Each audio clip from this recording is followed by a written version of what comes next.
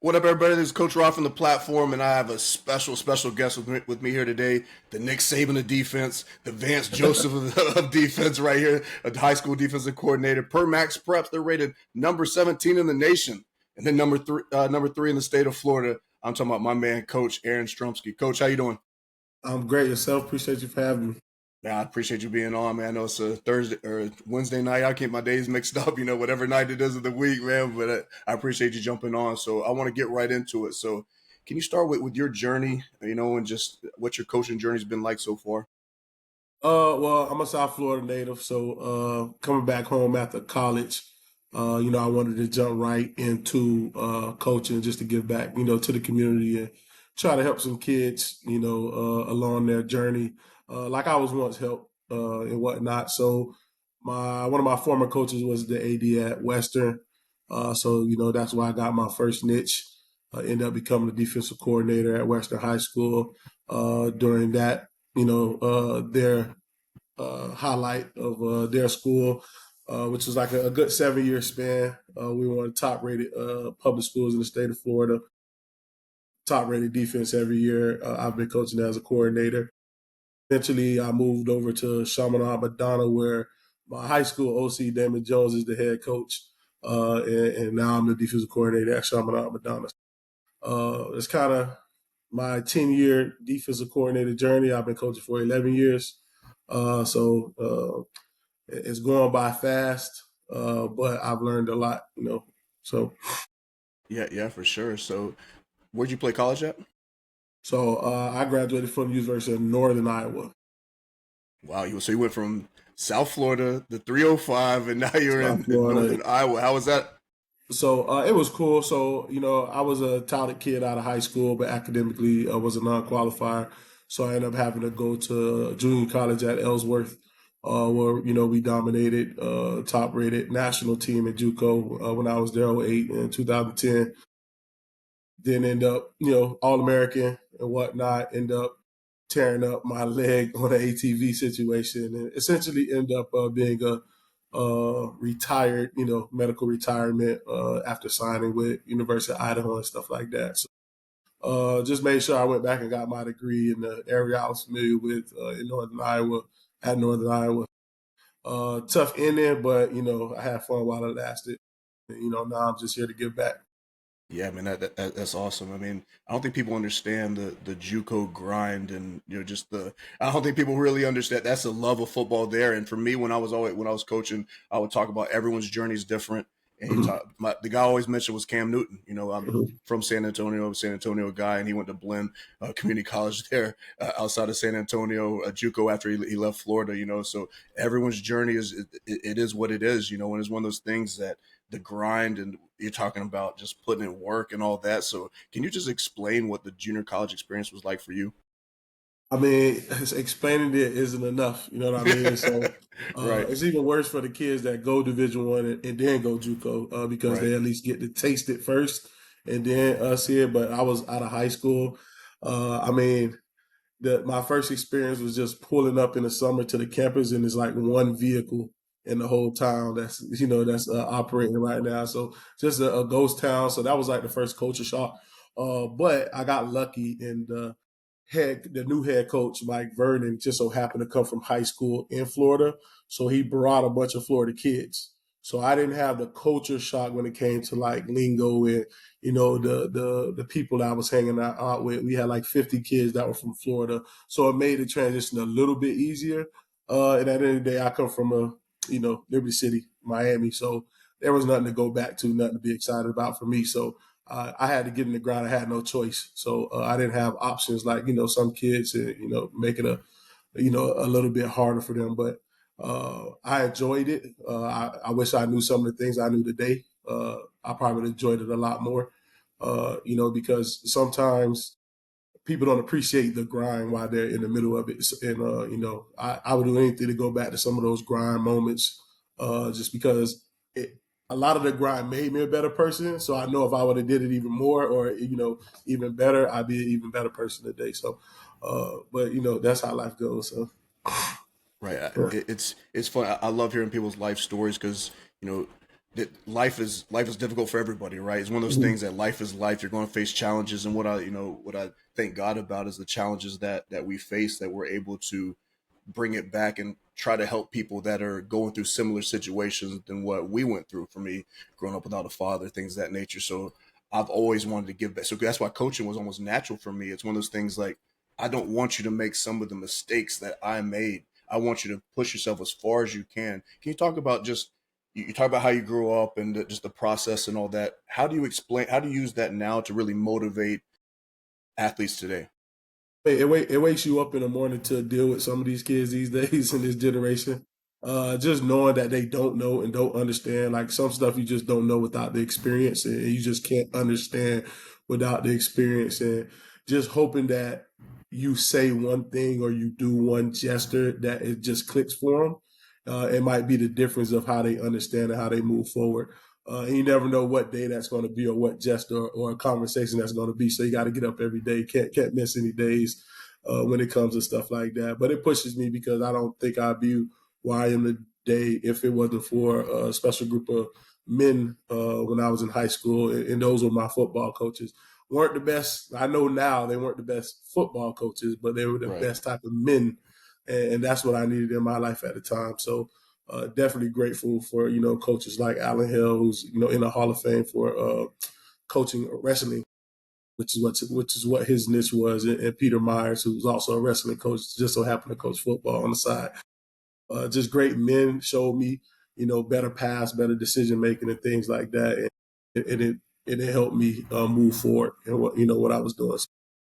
Yeah, for sure. So when you were playing, or even when you were playing in high school, college, did you know that the coaching route is something that you're going to take? Is it something that Yeah, you're like, hey, I want to give back? I always wanted to be a coach, even in the high school level. I wanted to do have a NFL career like everybody else, but it was Right. always after that, get into coaching.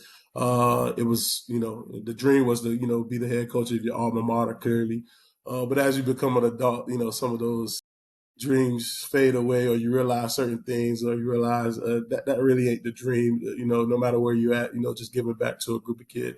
Definitely love giving back to the South Florida kids because I walk the same streets they walk, same halls, and and things like that. So special little, something when it comes there. But yeah, since high school, I always knew I wanted to be a coach. Right. So are you a natural teacher at heart? Like, is that something that you like to give 100%. instructions and things like that? I'm very detailed. So, which is actually, if you want to be a good coach, details is probably the best thing asset you could probably have. I pick at the littlest thing because we know the game is inches and yards, and the littlest thing is, how you win and lose games. So, definitely, and I grew up that way when I did, end up being with my dad and stuff like that. Very, hey, this is how I said it's supposed to be. That's how it's supposed to go. You know what I mean? Definitely, I think that's a great asset to have as a coach, just nitpicking at the littlest things. And it keeps kids on the line. So, because they always tiptoe. So if you let them get away with the littlest things when it comes to assignment or, laziness when it comes to this or that, that would be the least of your worries, in a few weeks or whatever. You know what I mean? So I just always stay on top of, things like that. Yeah, this is great stuff for sure. When did you first fall in love with defensive football? I mean, when I got into the game, the moment I started playing, in the neighborhood, I Right. always somehow found myself. I was always a great athlete. 300 pounds now, but I was, good athlete, good size in high school and middle school and stuff like that. So I always was a both side player at tight end or defensive line. So the defense again, I would think you like to hit people more than getting hit. So you know what I Right. mean. So that kind of like always drew me. I was always quick off the ball, which was rare for a defensive lineman. So I Right. always had that thing that differentiated me from everybody else and whatnot. So uh, that was what was easy for me, and that's the road I went with. You know what I mean. So Yeah, definitely, definitely. So let's talk about your defense specifically. What's the core identity of your defense if you had to describe it?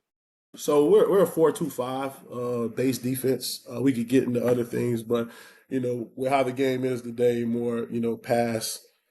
concepts. 4-5, I think, is the best defense you can kind of run, depending on who you're playing. But for the most part, as a base defense, bend don't break. Uh, depending on formations and stuff, I like certain coverages and whatnot for specific formations. And then what teams like to run, change it up from there. But I mean, some people right now will call me a base cover three guy. Uh, some people think I run man a lot just because we were really good at disguising Right. man and cover three. But for the most part, that's probably the basic whatnot. Okay. Yeah. How much of defense do you think is like mentality versus scheme? Whew. Uh, I mean, it depends. You want to be great. If you want to be great, it's all Right. scheme. Right. But again, it comes back to how you coach. All right, you can have the best scheme in the world if you're not able to relay the information. It really doesn't matter. You know what I mean? Sometimes you can have the best players in the world. Your scheme doesn't have to be that complex. Uh, you know, I've been blessed to have really good athletes, and there's been years where I didn't have really good athletes. You got to be able to adjust as a coach. But I pride myself on no matter if I have the best player or not the best player, they're all going to be coached the same way. You know what I mean? So, and I'm going to coach the mental part of the game. I'm not going to depend.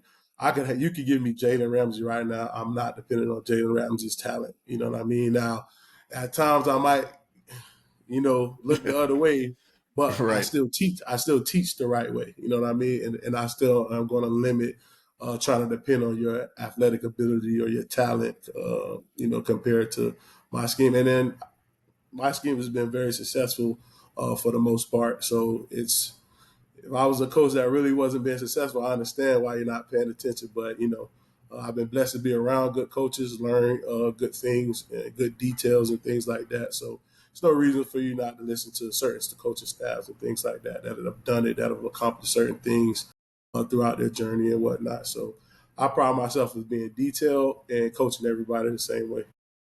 Yeah, especially at the level you guys play at. The schedule you guys play and just the consistency that you guys have in a staff and in your athletes. I mean, you guys do a tremendous. I mean, I'm. It's easy to say you guys do a Mhm. tremendous job. I mean Yeah. that's. I mean, I could use more words than that to describe just how outstanding the program is overall that you guys are running. I mean, it's one of the top programs in the nation. So I don't know how many high schools there are across the nation that play football. It's a lot, and you guys are at the top consistently. You know what I mean? Consistently. So that's a testament to you guys. So if someone was to watch your team play, maybe for the first time, your defense specifically, what's one thing that you want them to notice from your team, your defense immediately? And we're always where we're supposed to be. You know what I mean? There's not people running wide open. There's not big plays being made because kids aren't in the right places or whatnot. We're gonna put you in the right place. Now it's up to you to to finish it and take it home and do your part. Definitely discipline. The discipline defense is probably automatic. A team that's not getting flagged a lot. Teams that are not jumping off sides. Teams that's not doing extra stupid stuff after the play and things like that. So because that translates off the field. You know what I mean? And at the end of the day, these kids are going to be grown men longer than they're going to be football players. So implementing things that translate both on and off the field and doing the right thing is one of those things. So Yeah, when we were talking about people running around like missed assignments, I'm a diehard Dallas Cowboys fan, yeah, and our defense is bottom of the league. Our yeah, offense is top of the league. So watching them, I'm seeing guys run wide open. yeah, It's so frustrating to watch because I'm excited. We played Denver last week. We got smoked from they beat us pretty bad. So that's yeah, frustrating. So I appreciate you, people being in the right spot, man. That's for sure. Um, definitely. what's your approach to building a defensive culture within the program? I mean, it starts in well. Let me not say it starts in practice. What I've learned over my 10 years is it starts with the men that you put around kids. You know what I mean? Pastors, police officers, teachers.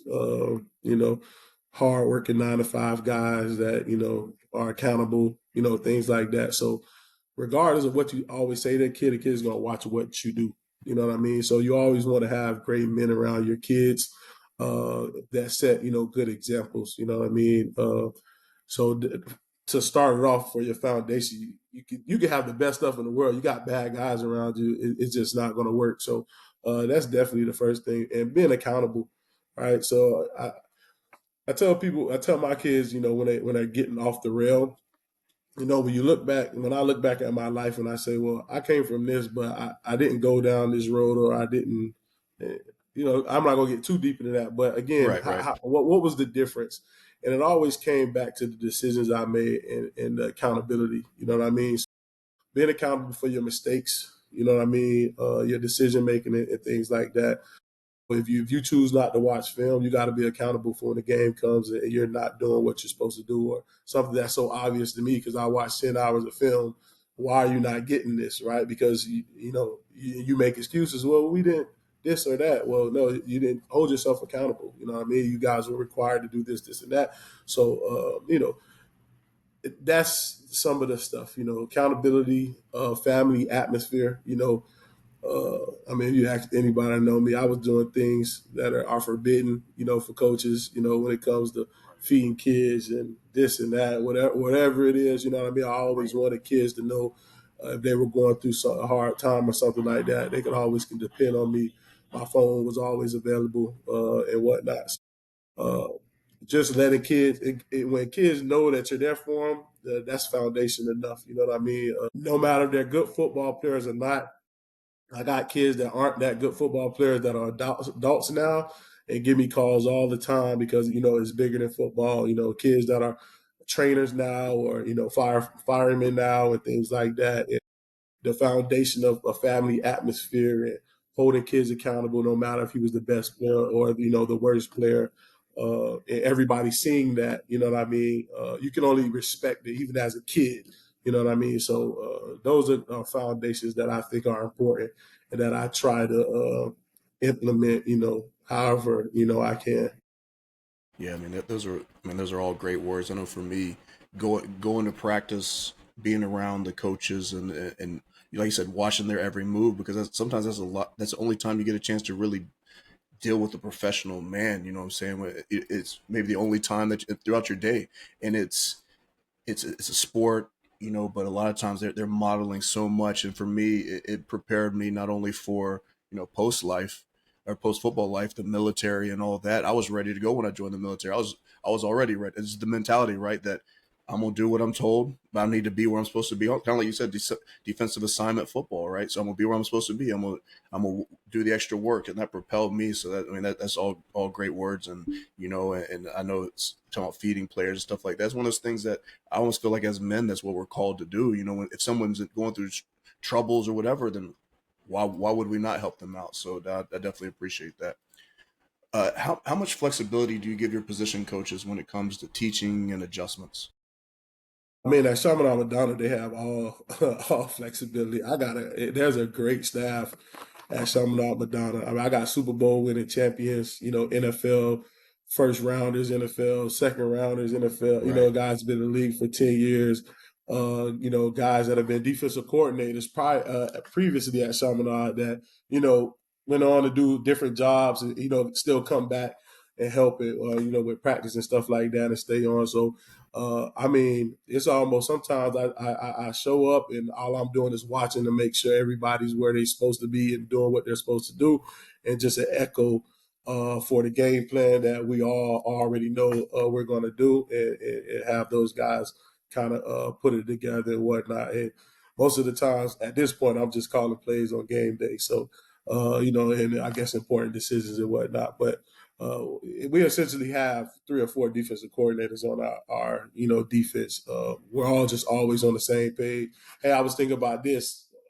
I was thinking about the same thing. You know what I mean? So, now at Western, if you ain't showing up to practice, I can't get you. You know what I mean? So it's Right. a Yeah. big difference. You had guys that didn't show up.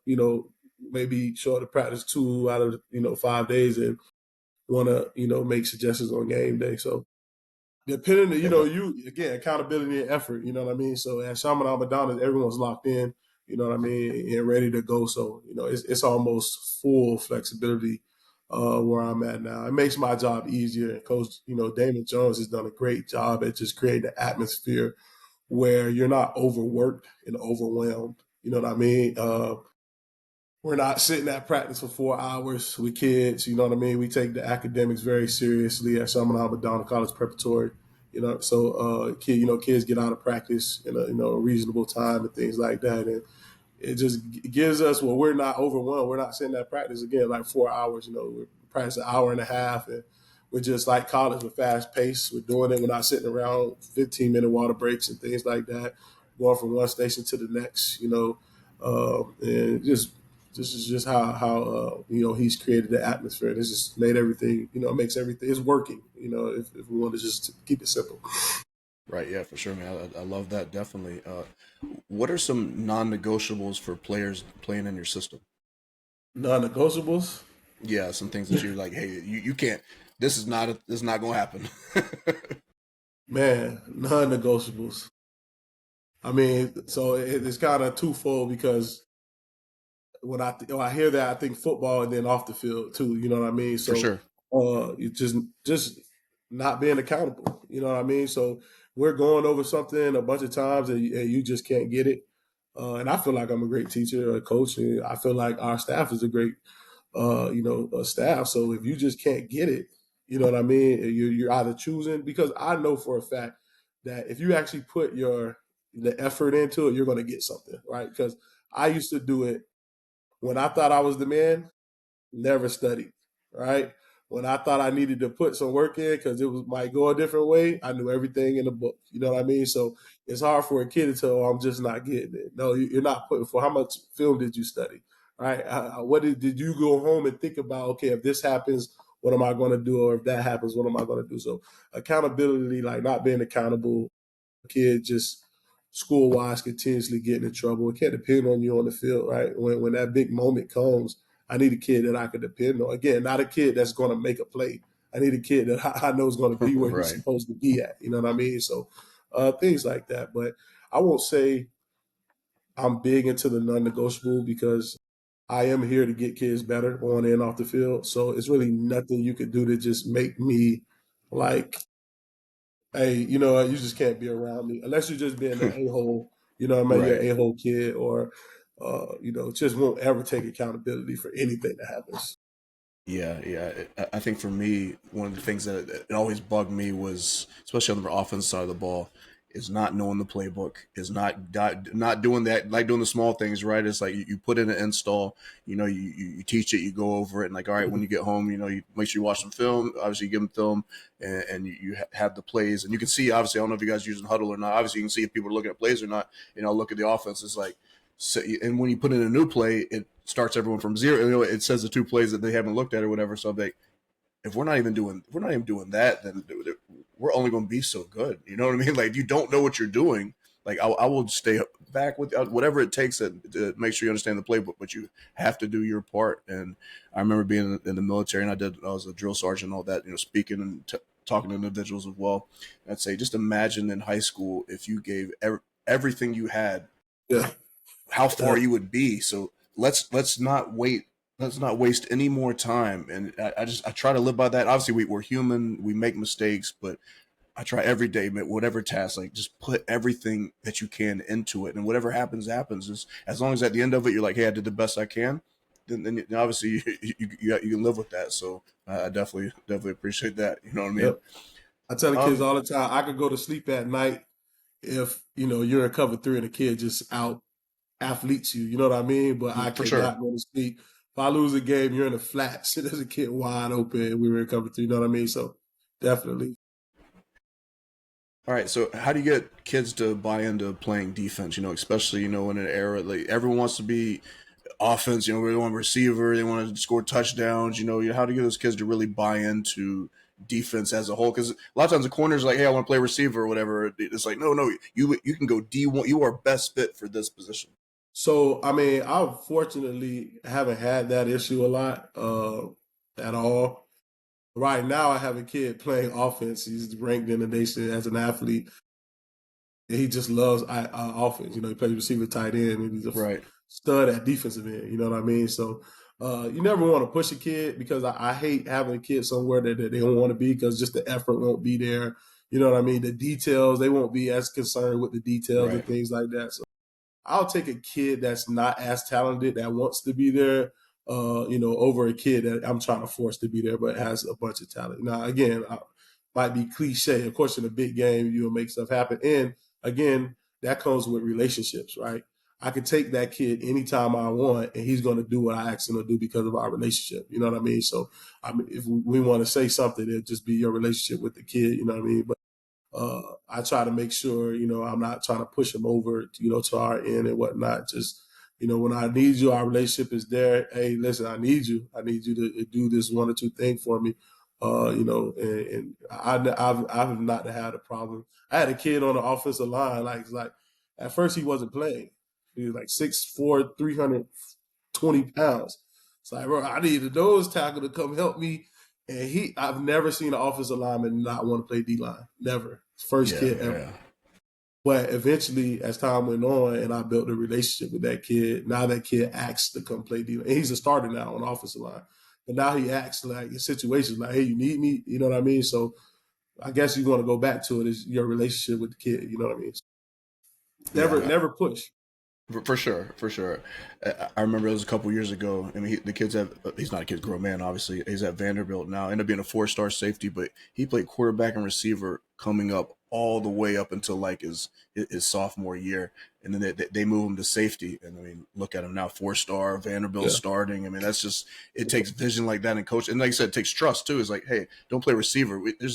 I promise you, if you trust me, you are a Division 1 high level safety. You might be a lower level receiver, your potential, but you really need to be back there. And this is trust in the coaches, and he did it, and kind of the rest is history. And those are the awesome stories. And it's like, wow. How do you evaluate leadership? Who becomes the voice of your defense on the field? How do you give that individual that responsibility? It can come from anywhere. I think you're born with that. Like you either got it or you don't. You can't. I don't think you can fake that. I got blessed this year with a kid that you kind of want a kid that kids fear. You know what I mean? Just Right. because they'll get in line. Right. My first year at Chaminade, we had a kid, Gino Juniors, who's at Western Carolina now. It was the same way. Like you listen to what he said, and if you didn't, he had things to back up if you didn't For want to sure. follow. You know what I mean? But he led by example also.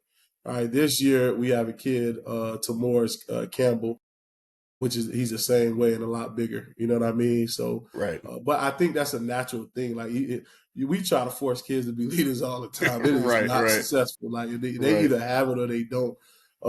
So I mean, you try to do things like you make kids over communicate, maybe who's not, who are quieter kids that you need to be Right. leaders. We have kids like that. And they might grow in that aspect. They might communicate a little bit more, but those guys that are going to get on your ass and make sure you're doing what you're supposed to do and where you're supposed to be. And when you're not doing it, going to get on you. You're born with that, you know what I mean? So I'm blessed to have one or two kids like that, probably him and Gino's younger brother, which is now a senior, committed to Appalachian State, Bryant Jr. So I have two right now that are really good when it comes to leadership. Yeah. I love developing young men into leaders. They obviously have it, right? Like you said, there's some people that have it. There's some people you see something in them is like, Mhm. you're right there. You know what I mean? Yeah. And when we picked a lot of, especially in like the military, it was always I need someone who can slap someone upside the head, but I have to pull them back a little bit too. Like, hey, make sure that we're actually like leading them. But I want someone that can control a room, So do all that. Joe does have a little method. Joe Ballard is the former defensive coordinator at Chaminade when they were winning the state championships. And he comes back to, because he got a job. And so that's how I end up becoming a D coordinator. But, like all good coaches, they can't stay away too long. So, For he's sure. here. He has all the kids lock arms and stand in a circle. And then he starts asking the coaches, hey, do you trust this kid or that kid? And any coach that says no, the kid has to get out the circle. You know what I mean? And then eventually the circle becomes like four people. You know what I mean? Bryant was one of those kids last year that got kicked out of the circle. And he felt it. Like he started, like it Personal. made him cry. You know what I mean? Yeah. That Yeah. coaches didn't trust him. You know what I mean? And that kid did such a 180 that I don't know what we could do right now if it's not for that kid with his leadership. like his knowledge and everything like that. So, for coaches out there, you might want to try that method because that worked for BJ. Yeah, that's great because like you're right. Like you get to see their reaction and how they responded. Like some people take it personal. Like, what do you mean that like you don't? I thought you did. Like, no, we trust you up to a certain extent. We trust this person more because of X, Y, and Z. I mean that's humbling, and Yep. a lot of people turn it around, like you said. Like, you know what? Like, I hear you, and I'm gonna respond to it.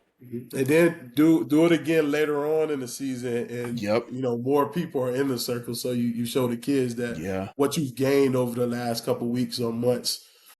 How we've gone from 4 people to now 10 people or whatever that number is. You know what I mean? Yeah, that's a great nugget right there. That's a great process, and obviously it works. But I definitely need to add that to to my game plan as well. So what's your process of building a weekly defensive game plan? Can you just walk me through kind of the scouting process, and then how do you build it? I'll go like my last 4 years, so because it was different at Western. But Right. so Friday night, we finish our games. We try to get game film. Sometimes Saturday, I'll break down. I like to watch the toughest teams you played first, and I from the moment I got into coaches, I was always told top 3 formations, top 3 plays. You know what I mean? So I try to break down, what your top formations are and what plays you're trying to get, out of those. And based on every defense has a weakness. Based on our weakness, and your offensive strength, where could you hurt me at? So what do I need to do that week, or what do I need to hamper on that week to make sure we're not hurt when it comes to that? What alignment do I need to change, or what coverage do we need to change when it comes to that? So just seeing what you can do to hurt me, you know what I mean, and things like that. And then what your best plays are. Through the weeks we're going over those best plays and other things. Uh, you'll do that maybe over the weekend. Monday at Chaminade, we do a walkthrough. So we'll walk through everything just to make sure all the kids know where we're planning on lining up, what our responsibilities are. Tuesday, we'll go over all run plays. Wednesday, we'll go over all pass plays. And Thursday, we'll, substitutions and going over everything, perfect plays and things like that. Anything that we feel like wasn't successful during the week, we might throw out, and things like that. So, and then we live with the result, you know what I mean? So, yeah. So for me as an offensive guy, just can you talk to me about how the offensive chain, that it goes through waves, right? You'll see the trends come and the trends go, and it's just one of those things that the spread was, when it first came it was big. Now we're maybe more condensed formations. They're running more routes out of the condensed formations and things of that nature. How have you seen the offensive football evolve over the your tenure as DC, or even in football in general, and what has been kind of the responses to that? Well, at this level, at the Chaminade, more national level, you tend to get, more OCs like the Boscos and things like that. Just a plethora of different types of plays. So where you might get weeks where you might be watching the same plays, 1,000 times. Well, it's not saying it doesn't happen at a national level, but you'll get coaches that are really good at, okay, this is what you guys do. These are the plays that you haven't seen that you're going to have to adjust to in the game, or we're going to be hurting you throughout the game and stuff like that. So just more minds and things that come up. But at this point, right, you don't, some stuff you just have to experience. I think I'm experienced that I've seen it all at this point, to where you're not going to throw anything in the game that it can't be adjusted to right away. You know what I mean? It doesn't even matter, what it is. I've just seen it all at this point. But I do give kudos to Bosco, because Bosco did some stuff to us that we weren't experienced enough as a defense. Just had a lot of new guys, but they just did a great job of just watching film and just saw what we do and just played off of it. It was a difference in the game, them winning the game. So, Yeah, and right definitely. now, that was last year, but their whole team was juniors, and right now they're the number one team in the country. So, and they're that way for a reason. Yeah, definitely. Do you see especially on the national level, like obviously when you're trading film, you're like, hey, this team ran this as it was successful, so we're going to see this type. We're going to see this again. This type of play, this type of formation, this type of concept, blocking scheme. Is it real copycat when it comes? You see Yeah, things all through the you're year, always gonna get copycat. right? We had a couple weeks where we had to deal with because we're very good at getting to the ball. We had to deal with a lot of throwback, or sprint out with a throwback, leak out and whatnot, because St. Francis hit us with it, and we had to deal with it for a few weeks. Uh, I'm pretty sure St. Thomas is going to try to do that, they got but it. They got it on the game we've plan. gone over. You know, what I mean, if we get beat on that, it'd be ridiculous. But yeah, very copycat. Again, that's why I'm saying at this point, there's nothing that I really haven't seen that I couldn't adjust to, in a snap of a finger. And I love it if you work on a play all week and it only gets you a first down. You know what I mean? It's like, Yeah, and they took time out their day to work on that specific play, and they really got nothing out of it. You know what I mean? Which is a win for us. You know what I mean? So that's kind of how I look at it. yeah, that's frustrating to have a I was offense like, hey, I think we can get them on this, and it's like let's install it. Like I think we got Yeah. it, and then you get to you work on it Monday, Tuesday. You've mastered it in practice throughout the week, and it comes the game day, and like Yeah. it's that time in the game, and Yeah. it's like okay, we're gonna call it. I always say as soon as it happens, I appreciate you wasting your time. It's like, man, how this not like you can't wait to go back and look at the film and say and you're going to get in the film room. You're going to say, I told you to block this guy all week or do this. So this is man, that's Yeah. definitely frustrating for sure. What's your take on simulated pressures, creepers? Like what's your mindset on that? I mean, I love the zone pressures and stuff like that. We do a lot of man stuff now. Again, just because uh, you kind of get used to doing certain things and it becomes a Right, habit and stuff like that. So I have a habit of doing. Before I did a lot of fire zone blitzes, but now a lot more man blitzes. I'm in a period where I love outside blitzes right now. Every year is different. You know what I mean? At for one sure. point for like 2 years, my number one coverage was cloud. You know what I mean? And now it's robber. At some point for a year it was cover two palms or cover two read. So it all depends on the type of kids you have and whatnot. Never have kids that I mean, unless you're able to get kids that fit your system, but you have to be able to adjust to the type of kids you have. And again, I always rather the smart kids over the talented kids, just because you're able to do more. You know what I mean? With those types of kids, and kids that normally are more talented don't like to listen and whatnot. But I've been blessed and I have to deal with many of that throughout my coaching career. I think based off relationships and whatnot. But yeah, so Yeah, definitely. What about playing tempo heavy teams? Like, how do you handle the tempo, whether it's in practice, the preparation? I know you guys see all types of, especially on the level that you guys play on. What's your mindset on it, and how do you handle it throughout the week? You got a heavy tempo team. well, for the tempo, you want to do a lot of 2 minute that week, but you have to have automatics. So it can't be a situation where kids are waiting on calls and things like Yeah, that. right. You have to have automatics for whatever formations they're coming out with their tempo. And potentially go over. Normally, if you're doing tempo, you have specific plays you're running out of that. So we want to go over those specific plays and just have automatic calls to where the kids see the formation and they're already calling out, what they're going to run. They start looking to the sideline for a call, balls getting hyped, and you're gonna be in some trouble. So I would say just make sure you have some automatic things going on. Don't try not to blitz the teams are going tempo.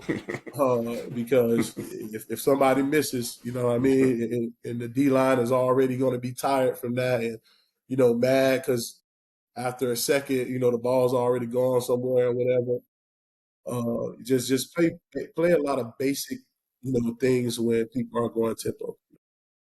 Yeah, definitely. So, what Let them about? let them Oh, make the mistake at going too fast. yeah, yeah. I think Yeah, that's a lot of offenses you see that happen. You go tempo, you go three and out. It's like, oh, yeah, we're in yeah. trouble And now. that's the other thing. Try to win first down because that stops a lot of tempo teams.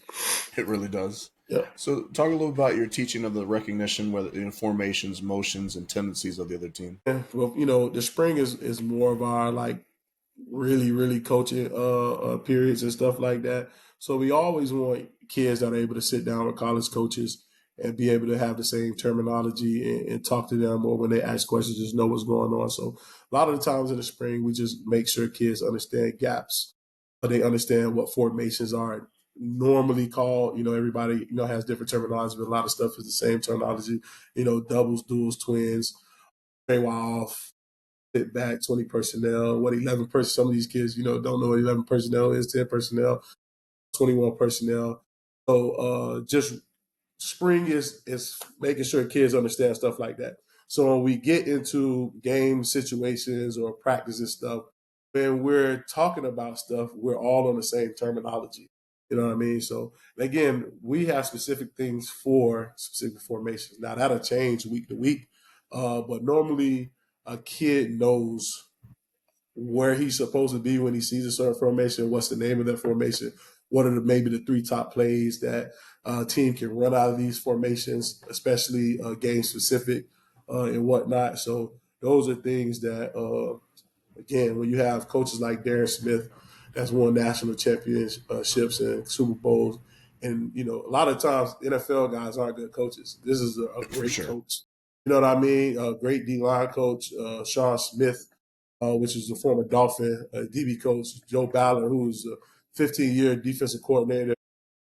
Those guys are specifically got a group of kids and can go over every information. And you know what I mean? Like you get a lot of stuff done and a lot of stuff accomplished in 3 days. You know what I mean? That maybe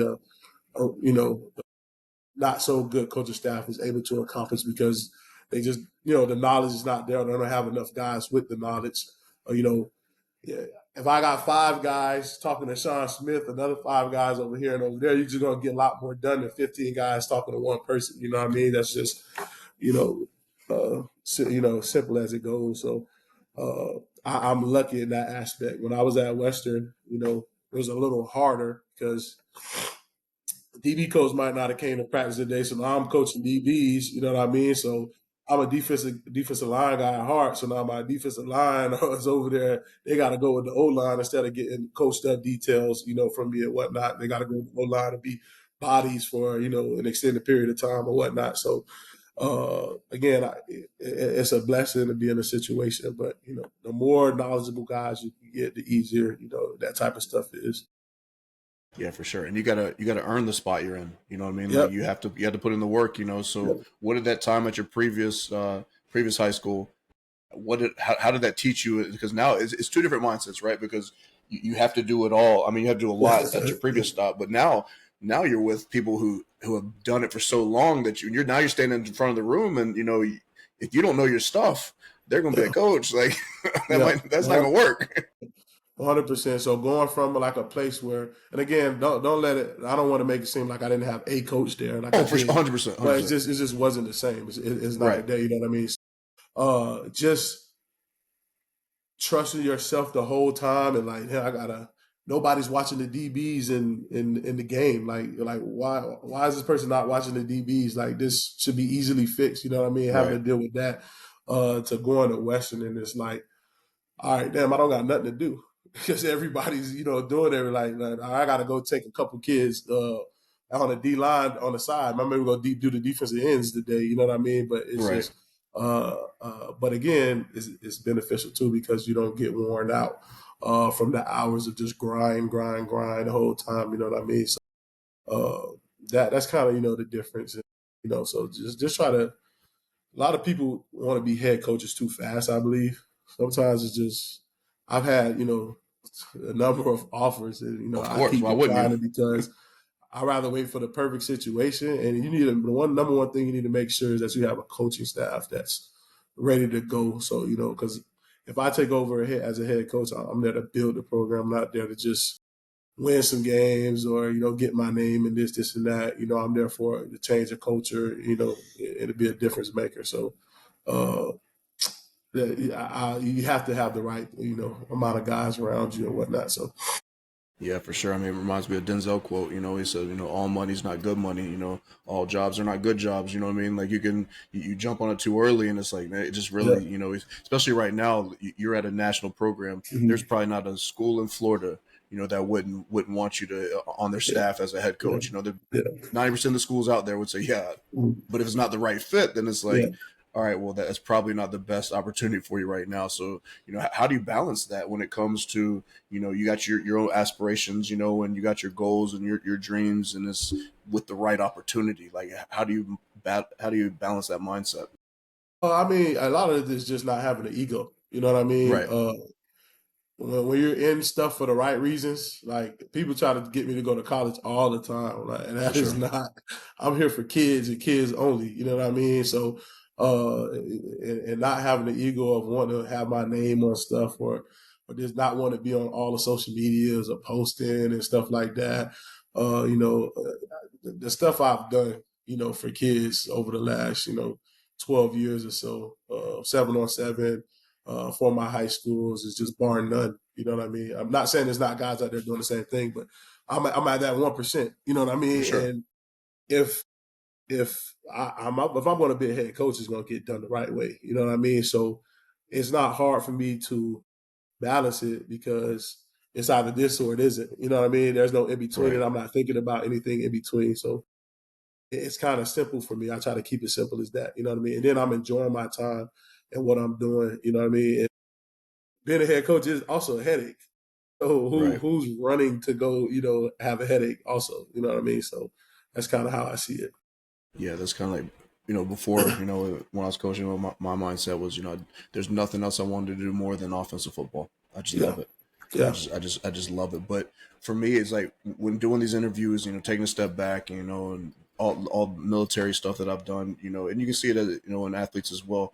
But talking to you, you can see a star, a superstar in the making, right? Like it's like when you see an athlete, you see him in like the ninth grade, and you're like, man, this kid's going to be something. As you as a coach, you got all the tools that you need to be successful, right? So you're going to be successful. It's just a matter of time of what you pick and choose and what area you're going to go. You know what I mean? Like you're going to be great at what you do.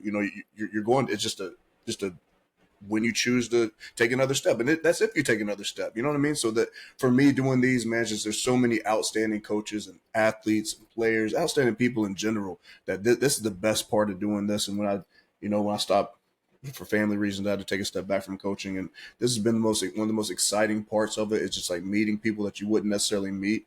And like, man, these coaches out here are awesome. You know what I mean? Like these coaches out there know what's going on. Like this is Yes, sir. crazy. Like just the knowledge. So man, salute to you for sure, man. You just tell you just got the mindset. You just everything about you just is spot on. So I just wanted to just say that Appreciate it. before we keep this going, because a lot of times, especially as men or whatever, it's like you don't tell someone else a lot of times, hey man, Yeah. you Yeah, definitely. you Yeah. got it going on. You know what I'm saying? Because like I said, Yeah. it's the ego thing. It's like for me, it's just awesome to see. So man, I appreciate that. I Just talking appreciate to it for you. sure. Definitely. Yeah, Thank you. yeah, yeah, definitely. So let's talk a little bit about just mindset. Just how do you how do you simulate game speed during the week? Whether it's this team that slows it down or this team that just how do you simulate that to get your guys ready? I mean that comes with a great scout team. You know what I mean. Now, unfortunately, at Chaminade, I don't know how we do it, and it's nationally ranked how we are. Well, our roster is probably like 45 kids.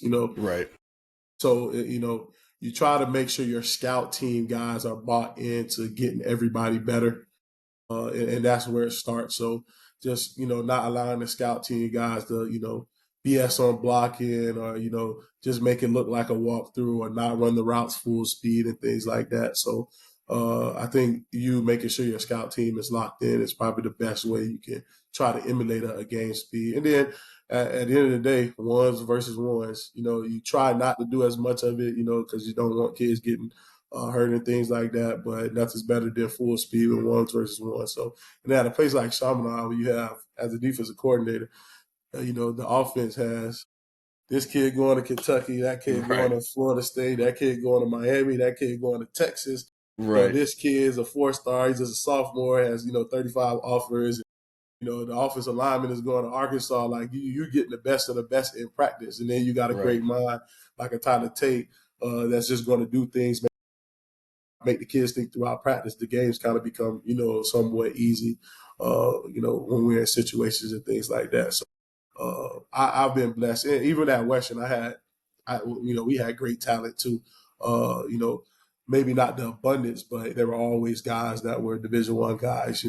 Practicing and things like that. So one versus ones is probably the best option, and then having a good scout team that's bought into working hard and getting a team ready for the game. So Yeah, scout. I mean, like you're right. Nothing better than having a good scout team. Having a coach over yeah, there that wants to run exactly the yeah. scout. Hey, don't freestyle. Don't Well, that's what I'm freestyle on saying. this, right? Yeah, Joe Ballard right, is a state championship defensive coordinator, and he does right. the scout team. You know what I mean? So when I Yeah, was at yeah. Western, I did the scout team, and then I come over here, and it's like, okay, well, like there's like really nothing to do because these guys, you know what I mean? So it's just a blessing to also a guy that holds kids accountable and get on them, when they BSing on the scout team and stuff like that. So It's funny because the offensive guy always complain like, "Hey, defensive coach, you guys are 15 yards back from the from the ball. Hey, get on this. We're trying to run. You know how it is. It's just yeah, a friendly competition, man. It's just the scout definitely. team is awesome. Where you put one of the big linebackers back at running back, and like we're gonna get some yards on this one. We're tired of getting Yeah. stopped. It's just all that stuff is fun for sure. How much time do you spend, studying opponents' tendencies versus like perfecting your own craft within your defense? Well, that's a good question. My tendencies versus their. Say that one more time. My So you're studying your opponent's tendencies tendencies. versus perfecting your own craft on the defensive side, like whether it's, hey, we got to work on tackling a little bit. How do you balance all those things within a week? Ooh, I mean, to be honest with you, it's hard to get through some of those things. So that's why Right. for us, spring is very big.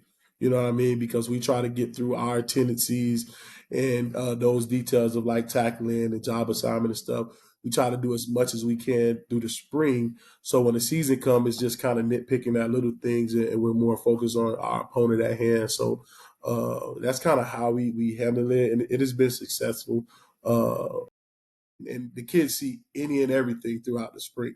You know what I mean? So by the time the season comes, especially now week 10, there's nothing these kids haven't. Like if you if we seen it not on film and you came with it against us, the kids wouldn't even blink an eye because they've seen it, a dozen times already and know Right. how to play against it and whatnot. So spring is more for our tendencies and things like that, and the season is more for opponents' tendencies.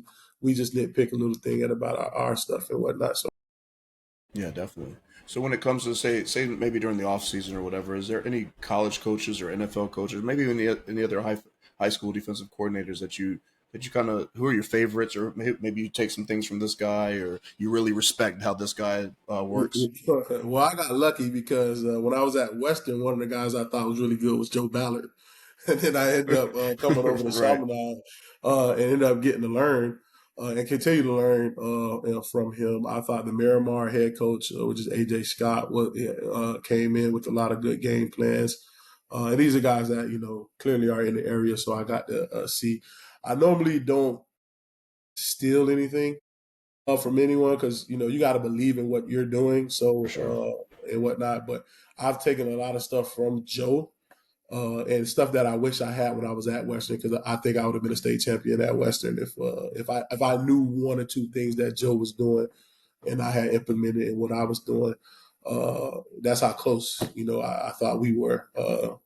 Even though our defense was dominant regardless, but a specific game cost us the third round playoff when we were like top two favorite to win it and whatnot. So yeah, so I've taken things, but again, I've spent a lot of time with Joe, so I got to understand certain things and spent time that you wouldn't normally get to spend if you just or whatever. Now I've sat down with college coaches and things like that, so I've been to almost every campus in America outside of California. So I always sit down with not at every school, but I sit down with guys and just go over things and why they do certain things and whatnot. Because, one of my 7-on-7 part of the DEF CON 7-on-7. So, when we travel for 7-on-7 tournaments in the spring, we take kids to college campuses and things like that. So throughout the spring, I'll sit down and go over stuff with, coaches, and things like that. So you get to learn things, you get to see, why people do what they do, implement certain things. Certain you find blitzes out of certain packages that you might like, and whatnot. And so I do it that way.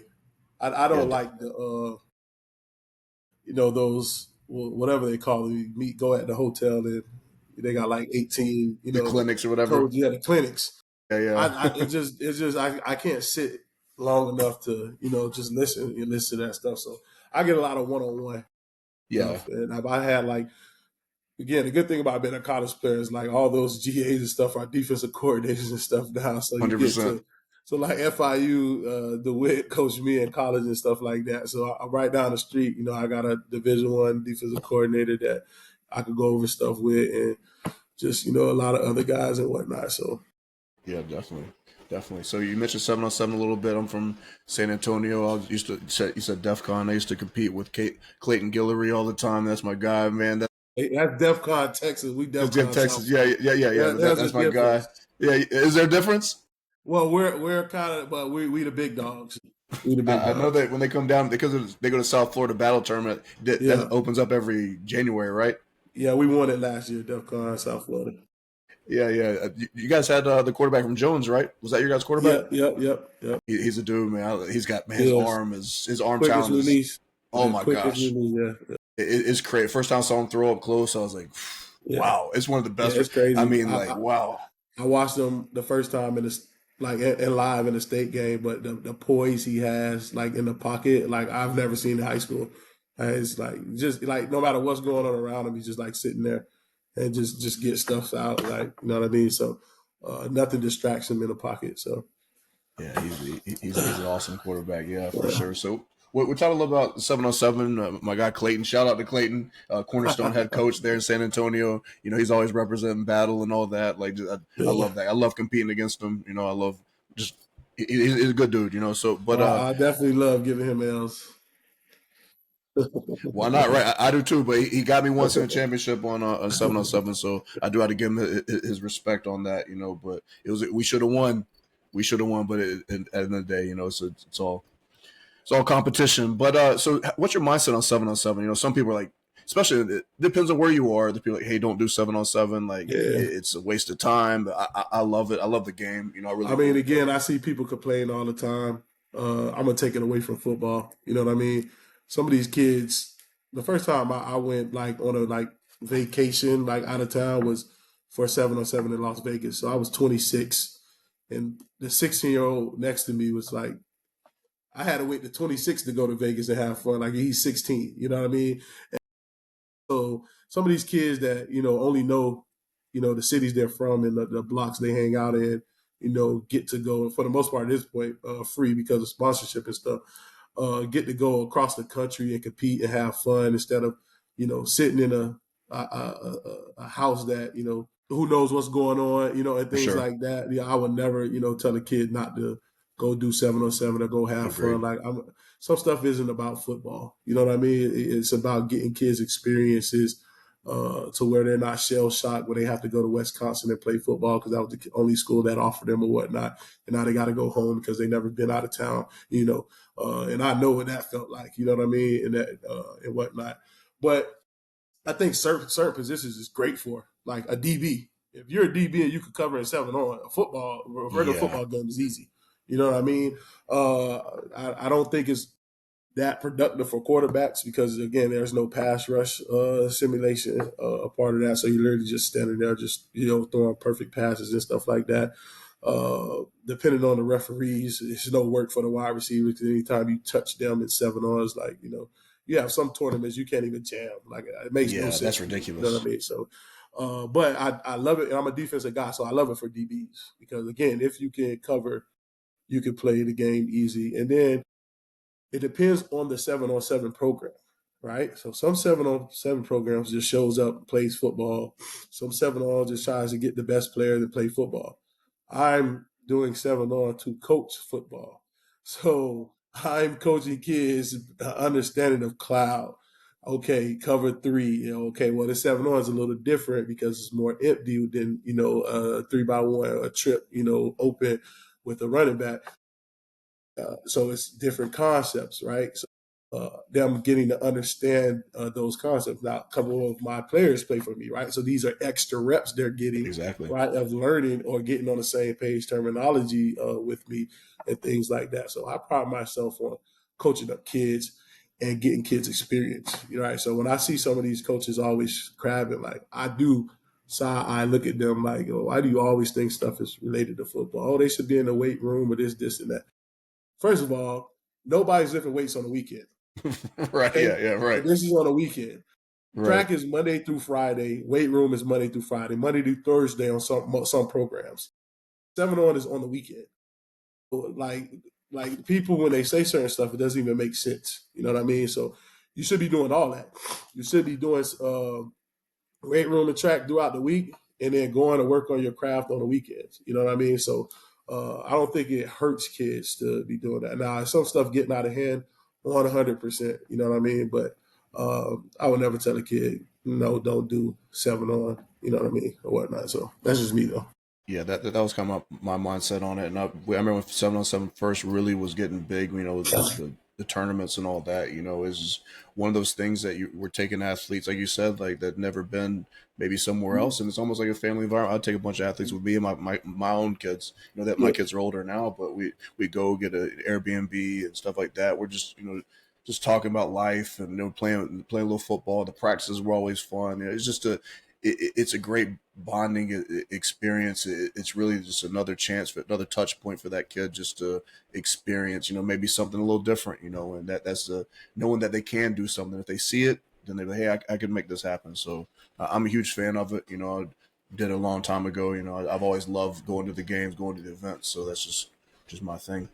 OT7 is changing the game, but they're doing some stuff that I don't agree with. But hopefully they're not, going to make it even worse this year. But yeah, Yeah, yeah. Sometimes it gets a little out of control, yeah, with some of the stuff that's why you got to pick the one and that pick the certain tournaments that do it the right way, and that's why like with DR7, I love DR7. It's one of the best ran, to me, organizations.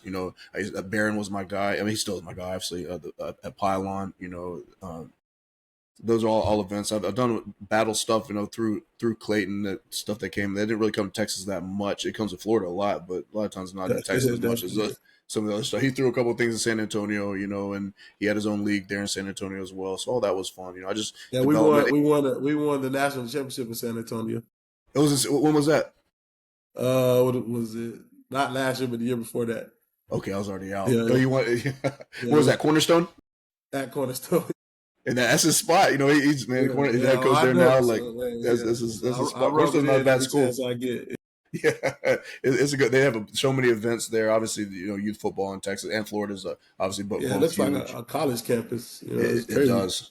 It does. It's little different in how Texas. I think the big difference I've seen between coaching in Texas and Florida is, for me in Florida, you don't have to work at the school. That's one of the things that in Texas you have to be Yeah. you have to be, a teacher on Mhm. that. So it's a little different in that regards. And so for the Florida coach, those guys have full time jobs somewhere else, and that's the love of the game right there. That you're going all day at a job, and you're like, hey, I'm gonna be there at practice and all that. So and that's awesome, seeing the Florida coaches do that for sure. All right, so let's talk about approach to developing young players. How do you get them game ready when you have a young guy on the Well, like defense? like I talked about earlier, or Chaminade specifically, our roster is nothing but 45 kids, so we depend on a lot of young guys to be legit number twos, and whatnot. So uh, let them practice with the varsity, as long as much as possible up until that JV season comes around, and then we have like certain kids that still practice with the varsity through the week, but because we run the same scheme, they go and play in the JV games. They might practice the day before the game with those guys or whatnot. So I think we do a great job at young guys playing. I mean, our quarterbacks are freshmen. You know what I Yeah, mean? So that's again, awesome. we've had freshmen start at other places, at other positions and things like that throughout my time here. I've done it at Western. I've had freshman quarterbacks start Colin Hurst, that's at Pescatarian College, balling out of his mind right now. So never been afraid any program that I've been with, which is only two, but been afraid to play the young guy if they're the guy. You know what I mean? So you try. experience is clearly important. So you try to go with the older guy, but if you don't hold a kid back either. You know what I mean? So uh, for me, having them practice with you as much as possible so they can all be on the same page. And then, like going back to your question of leadership, when those guys are that confident when they go down to JV and those ninth graders they're going to play the next 4 years with, they become a natural leader because they're the ones that know everything. They've been taught to communicate. They know the formation recognitions already because of what they've been going through in practices and things like that. So you can clearly see the difference between the ninth graders that are on varsity when they play the JV game and the other guys. So, and again, having a good JV staff, that runs the same stuff, has the same terminology and things like that. So those kids are ready to go when they get to the next level and things like that. So when we're beating a team, trying to get the young guys as much reps as possible. And we've had some kids, this year come a long way. They were talented. We knew they were talented, so we know they're going to be really good in the future. But because how we practice with them, like they're kind of ready to go right now. So if an older guy went down, like we wouldn't be like, oh man, we're missing a big piece. You know what I mean? So That's great. Yeah. So let's talk about tackling real quick. ooh, What's the difference between a good tackler and a great tackler? willingness for one. You got to be a willing tackler for one. You know what I mean? Angles. So if you're good at math, you might be a good tackler, right? Right. Knowing how to angle things out, knowing how to strike hips. You know what I mean? Things like that. It can be practice. You can get better at tackling, but again, I think that's a want to. You know what I mean? And, we have a really good, free safety tackler, Angelo Smith on our team, which is the younger brother of Jeremiah Smith from Ohio State. He's just committed to Ohio State, just an 11th grader. But again, his willingness, you know what I mean, his effort, the work he puts in, his confidence, is what makes him a really good open field tackler and get kids down. So I just think willingness, and effort, and want to is what makes a great tackler. Yeah, definitely. I want to make sure I phrase this next one right in regards to, because when I think about, and I don't want to say favorite, but who are some guys that you think about? Because for me as a coach, there's some guys that I miss coaching that I just love being around. I just man, I still talk to them this day. They'll call me for all different types of stuff, life advice or letter recommendations, things like that. Who are some of the top guys that you think about? Like, man, that I miss coaching this guy. Who's some of the top guys that you've ever Man, coached? I got so many, just so many. But I'll give it to my first two ever guys that just decided to come play for me and transfer to where I was at. Uh, Kevin and Matt, two best friends, 6'4", 235 pounds, playing at a school, not getting recruited. Decided to make the move with me. And again, best friends, but brothers. You know what I mean? And uh, just one is always doing the right thing, the other one is Right. always not doing the right thing. And the good one trying to get him to lock in because we all agreed that there was a mission to get to college, and there was a plan that had to take place and a process. And every time this one started to go too far right or too far left, the other ones and just funny conversations. And one ended up being an all-time pressure pass rusher at FIU. The other one, unfortunately, ended up getting in a car accident, ended up being medically retired also. But just to see how those guys are as adults, one just got married this month, and the other one's doing great in his career. So just knowing where those guys came from and all the conversations and all the plans that got put in place, for those guys to be successful, and them trusting me with that process. And those are two guys that I miss coaching because again, had the talent, no coaching. So Right. seeing the development, seeing it got them where they wanted to be, and then they took it from there and turned that into a successful life while graduating college and things like that. So, Larry, is another one, which one of my D tackles, same process. Went to high school with his brother. He gave him to me. To get him where he had to go to, and he's successful doing the same thing. Just graduated college and things like that. So some of those kids that just Websley NTN, you know what I mean, which is beyond reality. YouTube channel. It's like 300,000 followers and things like Wow. that. I remember them from the beginning. I remember sitting down with his brother, and again, like you go back to getting kids ready. His brother didn't have any aspirations of him playing varsity as a freshman. He just, hey, coach, can he practice with you guys? And then that kid ended up being a 4-year starter. You know what I mean? Like it's just Right, right. how it goes. But I just miss coaching kids like that, where you just saw where they started, and then how they are as adults right now and whatnot. So those are just a few names, you know what I mean? So Right, right. Yeah, it's just one of those things that one downfall of sports is that the lifespan of sports, the careers yeah, are yeah, it's not forever, right? So for yeah, me, I just whenever I coach, I just enjoyed those moments with the kids. And that's some of the best times, right? Just yeah, the interactions with them, trying to get better, the funny stories, the jokes, all that, man. It's just something you miss. And for me, definitely not coaching this year. It's like, man, I miss that for sure. yeah. Definitely. Obviously, yeah, 7-on-7 experiences are way better. Yeah, Oh my God, now those things are crazy. I miss those 100%, man. I really do. So we got a couple more. I appreciate your time at this point. You got a little bit more time? Yeah, yeah, I'm Five good. or so more minutes? Okay. Yeah, I'm good. Got two more before I pass it over to you to close this out. One that I wanted to ask for sure, but what's the most misunderstood thing about playing great defense? What can you think of? Like, what's the most misunderstood?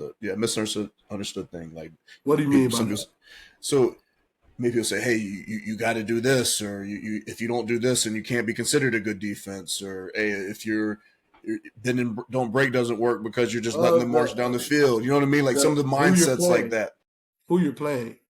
You know what I mean? I see people try to boast about numbers and like where you're playing Telemundo League teams. Like what Right, like you're trying to compare yourself to like a team that's playing like the top dogs and might be off by 100 yards than you. You know what I mean? Like there's no right, comparison. Uh people sitting in the stands and swear, what you should be running was, well, you weren't in practice. Maybe we tried to run that and that kid right. couldn't get it that week. So, you know what I mean? You but yeah, so I would just say like, who you're playing, you know what I mean? Like don't overhype yourself, remain humble, you know what I mean? Be in this game to learn and to get kids better. I see too many guys that are just in it for like, for their names and stuff like that. Like, you know what I mean? I see too much little league stuff seeping into high school football, somewhat embarrassing, you know what I mean? So that's my response to that, you know what I mean? So I think that's a good one who you're playing because you see stats posted all the time, and yeah. it's like, oh yeah, that's a. I mean, someone puts a 300 yards, 300 yards. I mean, that's a good day Yeah. regardless. But it's like you definitely. I've never really heard, and from my perspective, someone's knocking, say, someone at a nationally travel a team Mhm. that like your guys because it goes without saying if the schedule that some of these teams play, it's like, well, that if you played these teams, like what would your true numbers be like? Well, no, because when you go to the rankings, right?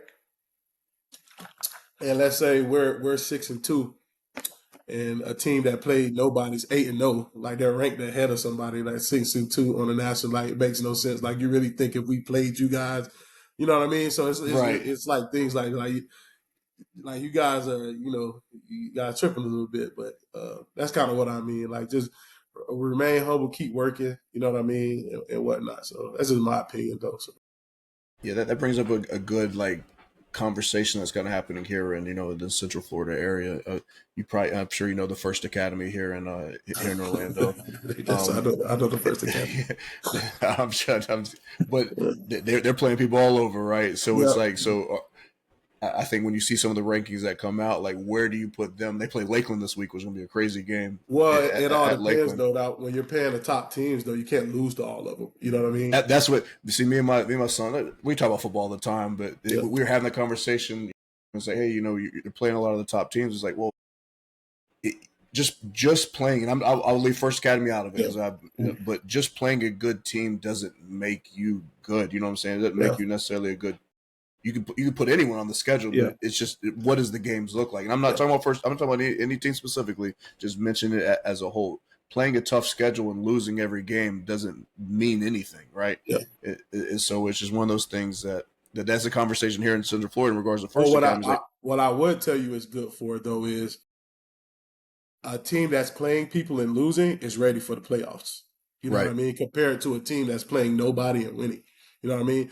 First Academy be a lot better ready for the playoffs than any 8-0 team that's in their division or district. You know what I mean? right, Even with those losses, if I'm a defensive end, I've been playing Division One guys all year, right? It ain't nothing when I see little whatever this guy is, in the right, second right, round playoff. But if I'm a guy right, I've been seeing little Jimmy the whole season, and then all of a sudden, a bigger Jimmy come in or a Division One guy, and I don't know how to react. I don't know.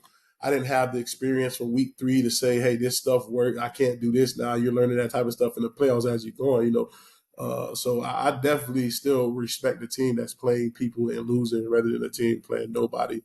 More. Yeah, I'm 8-0. Yeah, that 4-4 team is probably more ready for the playoffs than you guys, though. You know what I mean? And if they right. played you guys, they probably blow you out. For sure. And I So think we were talking about Trinity Catholic a couple years ago. We know when they played, they had a pretty tough schedule. And I think they were 3-7 or 4-6 which for the one? Jacksonville?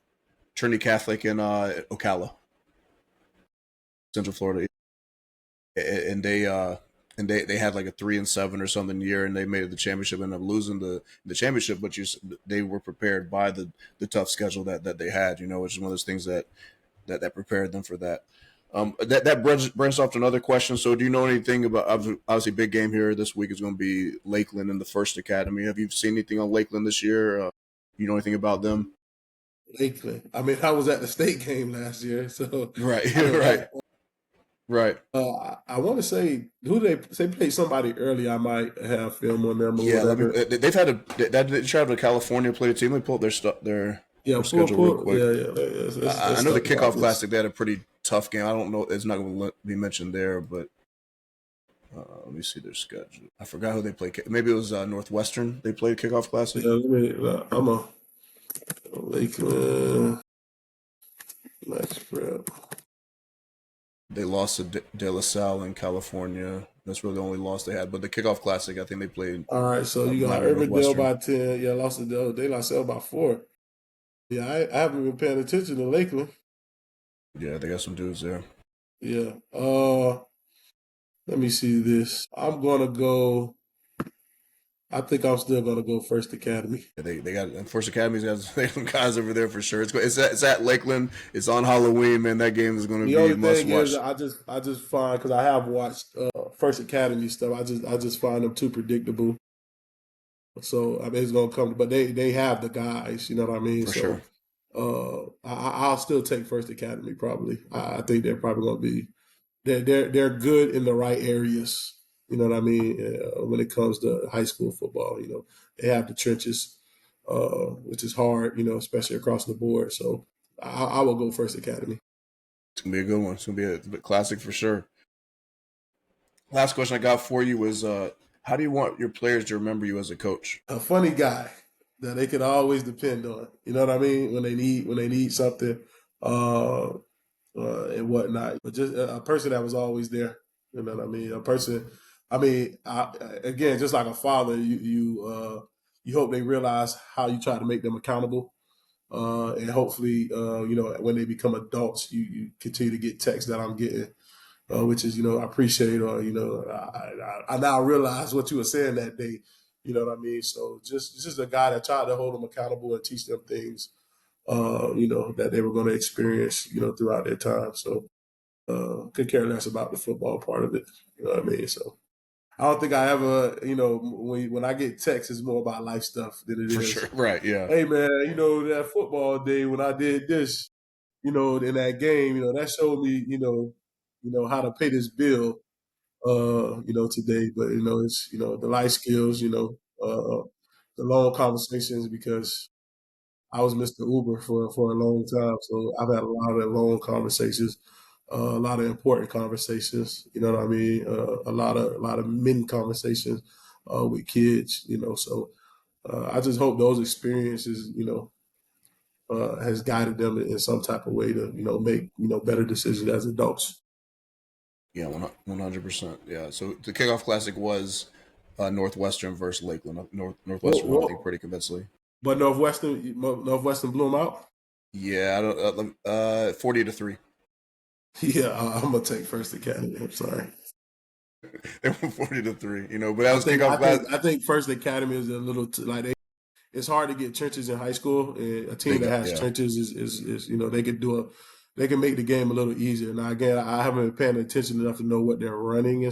Well, I know they're a little bit predictable from past right, films that I've watched. I assume it's the same people, but yeah. So I haven't been watching it close enough to know if they've for changed sure. anything or whatever. So For sure. Well, I just want to say before I hand it to you, I mean, I appreciate your time, about an hour and 20. And like I said earlier, about halfway through, that you can tell when someone's been God given a gift, and they're going to go extremely far within their coaching career. You're one of the people that, you're already at the top of a mountain, especially when it comes to defensive coordinators. I mean, you're one of the best programs here in the nation. I'm looking forward to seeing whatever path you choose down the road. It's gonna be great. You got the right mindset, and I love every time I mention somebody that I just caught on. Like, yeah, I love beating Clayton. I watch this page. I just love that, because it's like it's that fire. It's that, yeah, they're good, but yeah, because you have that, you play at that top level, when you see these, and you have total faith in yourself, your staff, your players, and all that, and it just bleeds over. So I definitely appreciate that, all you said with that. So I definitely appreciate you being on. So if you got anything else to close off with, we'll close off with your last word. that's it, man. Just hey, the kids are more important than the game. You know what I mean? So I think we need to make sure even the head coaches start getting great guys around your kids and whatnot. Because uh, my first head coach told me, "Hey, these kids are going to be grown men a lot longer. They're going to be football players." And that's why I decided to go and coach with that guy. You know what I mean? Because that had an impact on my life. We're clearly here for the right reasons because the pay is, this is a volunteer job. You know what I mean? So, just, put the egos to the side and know what you're there for. You know what I mean? And just, keep grinding because I know that's what we're doing every day as coaches. Pay these coaches, pay them like Texas and all that. Again, I said last word I don't about even some. think we like the WNBA right now. We ain't even asking for that much. You know what I mean? We Yeah, just yeah. I we just mean, asking for a certain percentage. You know what I mean? So it's like we ain't asking for that much. Give us something simple. Angel Reese in the gang trying to say, just give me pay coaches, right? Pay us Yeah, what we're worth. Get the yeah, shirts out. man. But man, again, I appreciate your time. And I look forward. Hopefully, we can talk again. You guys are definitely gonna be in it at the end. And then I'll hopefully talk to you guys next year. Talk to you, check in on you, see how everything's going. So God bless, man. Just continue doing what you're doing, man. I appreciate you.